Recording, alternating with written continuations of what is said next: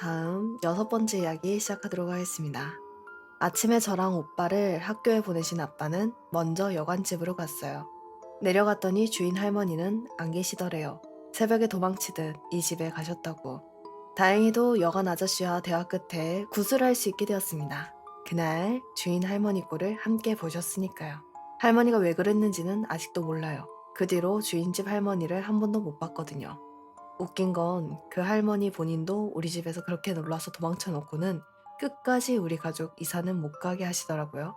무튼 그날 굿하는 걸 허락받고는 아빠는 한시름 놓게 되셨대요. 그렇게 또 며칠이 흘러갔는데 시간이 가면 갈수록 제 몸이 너무 피곤한 거예요. 밤마다 잠에서 깨고 슥슥 소리를 밤새 듣고 진짜 황달온 사람처럼 얼굴도 누렇게 뜨고 엄마가 걱정이 되어서 저를 병원에 데려갔더니 스트레스를 많이 받고 많이 피곤해서 그렇다고 했대요. 근데 이상하게 가족들은 밤에 한 번도 안 깨고 잘 자는데 유독 저만 하룻밤에 10번을 넘게 깨고 그 시기에선 학교에서 코피도 여러 번 터지고 뭘 먹으면 자주 체했습니다. 피곤해서 스트레스성으로 소화불량이 자주 와서 그러던 어느 날 제가 엄청 아픈 날이었어요. 그날은 엄마가 밤새 저를 돌보다가 너무 졸리시더래요. 그래서 12시에 너무 졸려 미칠 것 같은데 혹시 제가 잠든 사이에 큰일이 날까봐 이를 악물고 졸음을 참으셨는데 12시 반쯤 되니까 제가 엄마 옆에 엎드려 눕더니 몸을 웅크리고는 무슨 절 하는 것 같은 자세로 한참을 있더래요. 그래서 혹시 배가 아파서 그러나 싶어서 땡땡아 왜 그래 배 아파? 하고 저를 일으키려고 하셨는데 제가 꼼짝도 안 하더래요. 보통 때면 제가 그때 몸무게가 적게 나가서 엄마가 번쩍 들 수도 있을 만큼인데 옴짝달싹도 안 해서 엄마가 다급하게 아빠를 깨우셨대요. 근데 아빠도 안 일어나시는 거래요. 엄마는 한 10분을 저를 어떻게 해보려고 시름시름을 하다가 너무 피곤하고 저한테 못 이겨서 나가 떨어지셨대요. 근데 갑자기 제가 조금씩 움직이더니 땅에 머리를 쳐박고 절하는 자세로 방을 막 기어다니기 시작했대요. 손톱을 채워서 바닥을 긁으면서 말이죠. 빠르지도 느리지도 않게 그 이상한 포즈로 손톱이 바닥에 스쳐서 슥슥 소리를 내면서 그렇게 한참을 기어다니는데 엄마는 너무 무서워서 멍하니 그걸 바라볼 수밖에 없었대요. 그 모습에 아무것도 못하고 홀린 듯 지켜보시다가 본인도 모르게 까무룩 잠이 드셨는데 아침에 일어나니까 그때 일이 꿈인지 생시인지 분간이 안 가시더래요. 그래서 당장 외할머니께 전화드려서 제가 아팠던 것과 밤에 본 것을 말씀드렸더니 그 다음날 당장 무당 아줌마랑 함께 내려오신다고 하셨답니다. 자, 7, 8편은 제가 한 번에 이어서 말씀드릴게요. 오후에 무당 아주머니께서 전화가 오셨어요. 제 안부를 물으시고는 아무래도 제가 아프다고 하니까 오늘 밤은 어떻게 보내야 하는지 요령을 알려주셨대요. 가족들에게 절대 알리지 말고 12시가 되면 화장대 서랍에 숨겨둔 부적을 꺼내서 오른손에 쥐고 그걸 품에 안고 방문에 등지고 앉아 있으라고. 12시 반이 지나고부터 잠이 엄청나게 쏟아질 건데 4시까지는 절대로 잠들면 안 되고 소리도 내지 말고 숨죽여 있어야 된다고. 또 제가 어떤 행동을 하든지 건드리지 말고 가만히 부적만 품고 있으라고 하셨대요. 4시가 되면 화장대 서랍 중에 다른 곳에 부적을 숨겨두고 그 다음날엔 오빠랑 저를 학교에 보내지 말고 가족 모두 기다리라고 하셨습니다. 그날 밤이 되고 가족들이 모두 잠들고 나서 엄마는 저를 계속 돌보시다가 12시가 되기 좀 전에 화장대에서 부적을 꺼냈대요. 그걸 아줌마가 일러주신 대로 오른손에 쥐고 품에 안은 채 문을 등지고 앉았는데 정말 신기하게 잠이 미친 듯이 쏟아지더래요. 입 안쪽 살을 깨물어가며 잠을 참고 있는데 제가 또 엎드려서 절하는 자세를 하더래요. 엄마는 놀랐지만 그냥 그 모습을 숨죽여서 지켜보고 있었대요. 그런데 제가 전날처럼 얼굴을 쳐박고 손톱을 세우는 게 아니라 무슨 강아지처럼 엄마한테 기어와서는 엄마 옆에 강아지가 눕듯 가만히 누워있더래요. 제 행동을 보느라 잠이 좀 깬 것도 사실이고 전날처럼 홀리기라도 한 듯 잠은 쏟아지는데 볼을 그렇게 피가 나도록 깨무는데도 너무 졸려서 어쩌다 잠들 때도 있을 정도였대요. 근데 그럴 때마다 제가 엄마 다리 위에 두 손을 올리고 꾹꾹 눌러서 깨우더라는 거예요.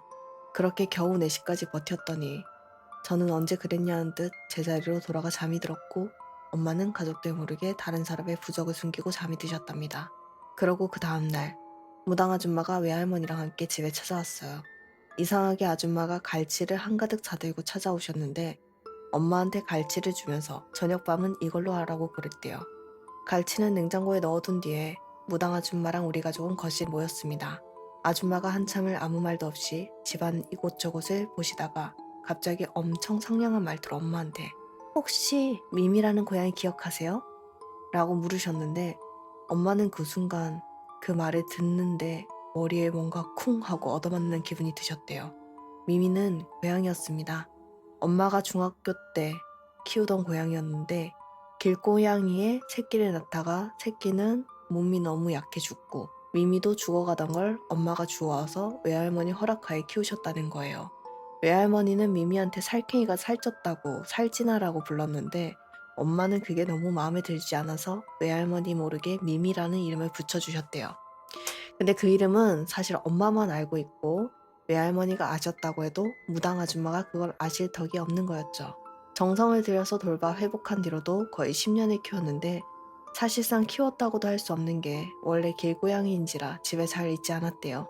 그런데 항상 엄마가 학교 다녀올 때 대문 쪽에 가만히 앉아서 기다리고 외할머니가 주는 밥은 먹지 않고 엄마가 주는 밥만 먹고 엄마를 그렇게도 좋아했대요. 그러다 어느 날부터 안 보였다는 거예요. 장마철이라 비까지 내리는데 고양이는 돌아오질 않으니까 엄마는 며칠 비를 맞으며 고양이 찾았는데 결국은 찾을 수 없었대요. 당연히 엄마는 기억한다고 대답하셨고 무당 아줌마는 뭐가 그렇게 기쁜지 엄청 좋아하셨어요. 박수까지 막 치면서 그러곤 한동안 상냥한 말투로 저한테도 괜찮냐고 말을 걸고 쓸데없이 가족들 하나하나의 안부를 그렇게 묻다가 갑자기 원래 말투로 돌아오셔서는 엄마한테 그 고양이랑 전생부터 인연이 아주 깊다고 여러 생을 돌면서도 서로가 서로의 은인이었던 인연인데 지금 그 고양이가 딸 옆에 있다고 안방에서 화장대에서 부적은 그 방에 귀신이 들어오면 그 귀신이 자결통, 불에 타주는 고통을 느끼게 하게 하는 부적인데 계속해서 달려들면 혼이 완전 사라지게 된다는 거예요. 근데 그 고양이가 엄마와 우리 가족을 지키려고 매일 밤 혼을 깎아먹는 자결통을 견디면서 그 방을 지켰다고 하는 거예요.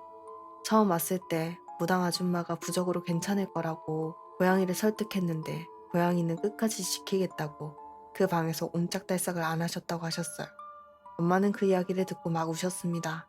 무당 아줌마는 부적을 없애주고 싶지만 부적 없이는 집에 있는 귀신이 팔뚝만한 구렁이인데 그 구렁이로부터 고양이는 절대 가족을 지켜줄 수 없었고 때가 되면 가족이 큰일 날 거라 지킬 수가 없었다고 하더라고요. 더군다나 고양이가 가족을 지켜준다고 딸 옆에 있어봤자 귀신이 붙어있으면 수호령이 아닌 이상 산 사람은 힘들다고 고양이는 그것을 모르니 오늘은 고양이 혼이 다 갉아먹히기 전에 고양이를 보내주러 오셨다고 하셨어요. 그날 저녁 식사 후 고양이를 성불시키는 제사를 간단히 지냈습니다. 부실하기보단 정말 간단한 제사였어요. 사오신 갈치는 제사상에 올라갔고요.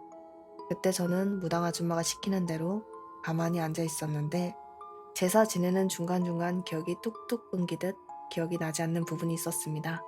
엄마 아빠 말로는 그냥 아무 일 없이 끝난 일이래요. 무당 아줌마는 제사 후에 곧바로 가셨습니다. 당장 구슬 못하니까 몇 달 더 있으라고 하셨는데 이유는 모르겠어요. 그 당시에 가족들이 왜요? 이유가 뭐예요? 그냥 당장 해주시면 안 돼요? 이런 식으로 따지고 들 입장도 아니었고 엄마 아빠도 그럴 성격은 못 되셔서 못 물어보셨더라고요. 아무튼 그 제사를 지내고부터 일단 저는 잠을 잘 자게 되었어요. 근데 무당 아주머니가 가시면서 새로 당부하신 게 있었는데 오빠한테 꿈에 뭐가 나와서 말을 걸든 간에 대답을 하지 말라고 하더라도 4번 이상 대답하면 안 된다고 그렇게 말씀하시고 내려가셨습니다. 그 뒤로 3개월 동안 가족들끼리 안방에 갇혀 있다시피 살았어요. 이미 그 집에 겁을 먹었던 탓에 스트레스도 만만치 않았습니다. 무당 아줌마가 안방 말고는 잠자리로 안전한 방은 없다 하셨거든요. 그렇게 3개월 동안 오빠는 잊을만 하면 요상한 꿈을 꿨대요. 오빠에게 적혀있는 것만 말씀드리자면 병원에서 의사 선생님이 어디 아파서 왔냐고 묻는 꿈, 길을 잃어버려서 경찰서에 가서 경찰한테 이름 등등을 질문받는 꿈, 엄마가 화내면서 뭘 잘못했는지 말할 때까지 때린다고 때리는 꿈, 심지어 퀴즈쇼에 나가는 꿈까지. 그게 무당 아줌마께서 말씀하신 질문인지는 모르겠지만 신기하게도 꿈을 꿀 때마다 오빠는 남자 목소리가 꿈이다, 꿈이야, 아가, 이건 꿈이야 라고 말하는 목소리 들었다는 거예요. 오빠도 꿈인 줄 몰랐으면 대답했을지도 모르지만 4번 꾸민 걸 알게 해주신 거죠. 그렇게 시간이 가고 마지막 한 달째에는 오빠가 꿈을 전혀 꾸지 않게 되었습니다. 신기하게 그 시기에 딱 무당 아줌마가 연락도 없이 찾아오셨어요. 밤중에 갑자기 젊은 여자 한 명하고 같이 오셨는데 원래는 사복을 입고 다니시는데 옷까지 무당처럼 차려입고 오셔서는 가족들 전부 오늘 밤 다른 곳에서 자고 오라고 하셨습니다. 그날 엄마는 저희를 데리고 고모 할머니 집에서 자고 아빠는 가게에서 쪽잠을 자고 아침 일찍 집에 갔더니 같이 왔던 젊은 여자는 이미 돌아가고 없고 무당 아줌마가 끝났다고 인사하고 가셨대요. 가시면서 집에 향냄새 빠지며 마누라랑 애들 데리고 들어와서 이사 갈 때까지는 편안히 지내라고 하셨는데 무당 아주머니한테 돈을 챙겨드렸더니 외할머니한테 은혜를 입은 게 있으시다고 돈은 거절하고 그냥 가셨다고 하셨어요. 그 뒤로는 거짓말처럼 아무 일도 없었고 우리 가족들은 2달 뒤에 이사를 갔습니다. 이사 갈 때도 주인 할머니는 뵙지 못했고 후에 아빠가 동네 사람들한테 들은 이야기로는 그 집에 전에 산 좋아하는 아저씨 부부가 살았었는데 산에 가면 뱀을 잡아다 산채로 술을 담그고 그걸 모으는 게 취미였다나 봐요. 어디까지나 소문이지만요. 이야기는 여기서 끝입니다. 영적으로 힘드신 분들이 무당 아주머니를 소개해달라고 하는 댓글이 많이 읽었는데 안타깝게도 그분은 지금 이 세상 분이 아니세요. 도움이 되지 못해 죄송하고 모쪼록 그동안 많이 읽어주시고 격려해주시고 기다려주셔서 감사합니다. 안녕히 계세요.